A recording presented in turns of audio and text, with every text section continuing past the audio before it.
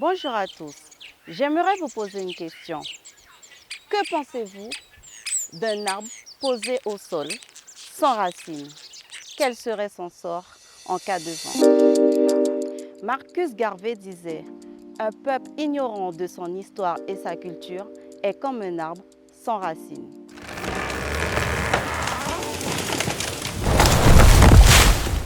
Nous sommes devant la Poudrière, un monument construit en 1864 qui servait d'entrepôt à munitions.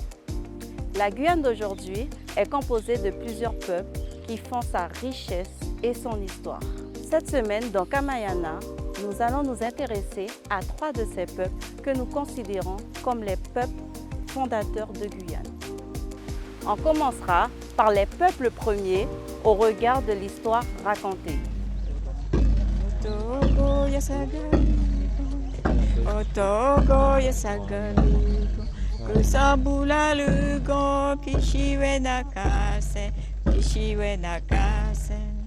Longtemps appelés autochtones, on notera que cette notion est remise en question.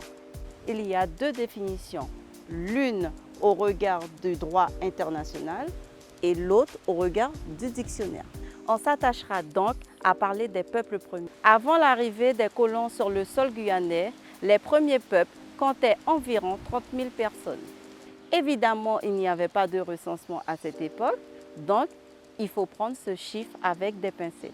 Les carnets de bord relatent une résistance féroce des premiers peuples à la colonisation. La Guyane était considérée comme hostile par son climat, sa forêt et ses habitants appelés sauvages. Les Indiens, comme on les appelait alors, étaient constitués de plusieurs nations. Aujourd'hui, on compte 6 nations amérindiennes: Palikour, Kalinia, Teko, Wayana, Wayampi et Lokono.